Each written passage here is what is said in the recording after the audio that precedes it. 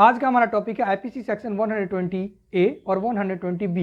देखिए 120 ए बात करता है कि डिफिनीशन क्या है क्रिमिनल कॉन्स्पिरेसी का, और 120 बी बात करता है पनिशमेंट का कि क्रिमिनल कॉन्स्पिरेसी के लिए पनिशमेंट क्या है। तो आइए वीडियो स्टार्ट करते हैं और जानते हैं 120 ए। 120 ए क्रिमिनल कॉन्स्पिरेसी का मतलब, सबसे पहले जाने कॉन्स्पिरेसी का मतलब कर, जब दो या दो से अधिक व्यक्ति मिलकर कोई प्लान करता है किसी काम को अंजाम देने के लिए, कोई काम करने के लिए, तो उसको हम कहते हैं कॉन्स्पिरेसी।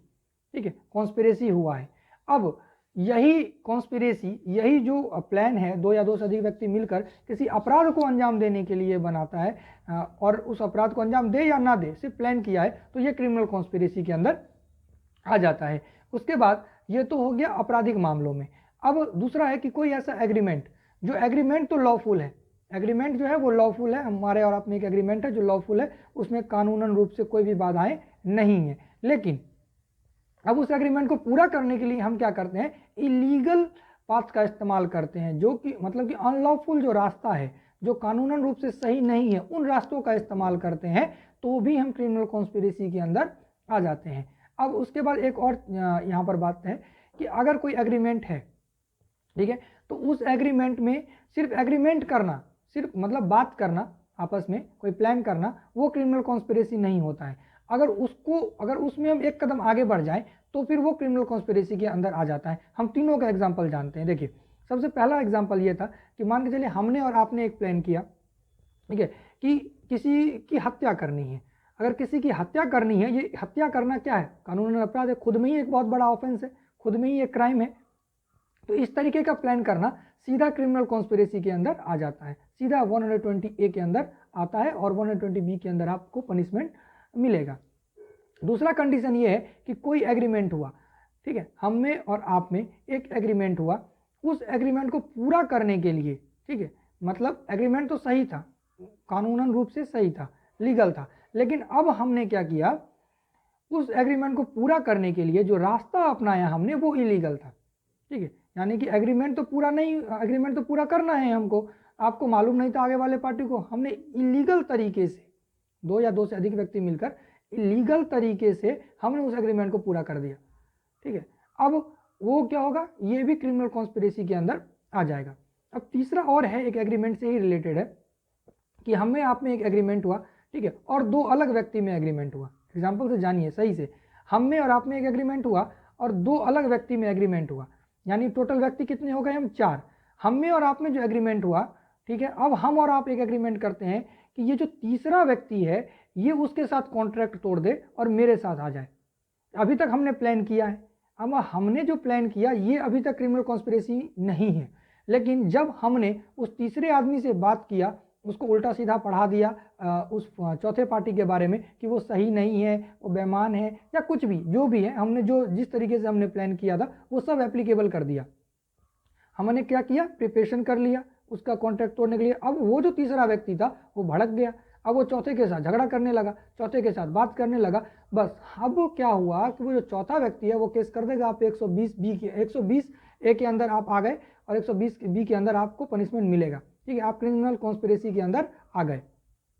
आई होप ये क्लियर हो गया होगा। जब तक बात किया तब तक नहीं था, जब एप्लीकेबल कर दिया और कर दिया या नुकसान हुआ या नहीं हुआ, हो गया तो भी ठीक, नहीं हुआ तो भी ठीक, लेकिन एप्लीकेबल अगर हमने अपने प्लान को कर दिया तो हम क्रिमिनल कॉन्स्पिरेसी के अंदर आ गए। ये तो बात एग्रीमेंट की थी, ठीक है, लेकिन जब भी हम किसी क्रिमिनल ऑफेंस के लिए एग्रीमेंट करते हैं, यानी सीधा सीधा बात करते हैं किसी की हत्या का, किसी की किडनैपिंग का, ठीक है, किसी की किडनैपिंग फॉर रैंसम का, फिरौती के लिए किसी का किडनैप करना, इस सब तरीके का जो अपराध है उसके बारे में सिर्फ प्लान करना, सिर्फ बात करना, ठीक है, वो खुद में ही अपराध है। तो आप सीधा 120 बी के अंदर पनिशमेंट के भागी हो जाएंगे, आपको सजा मिलेगी 120 बी के अंदर। लेकिन एग्रीमेंट का जब मामला आता है, सिविल नेचर का कह सकते हैं, जब मामला आता है तो उसको एप्लीकेबल करना होता है, सिर्फ सोचना, सिर्फ बात करना, ठीक है, ये ऑफेंस के अंदर नहीं आता है, क्रिमिनल कॉन्स्पिरेसी के अंदर नहीं आता है। लेकिन जब भी हमने उस प्लान को एप्लीकेबल कर दिया, प्रिपरेशन कर लिया, तो फिर वो 120 बी के अंदर, 120 ए के अंदर, डिफिनीशन के अंदर वो आ जाता है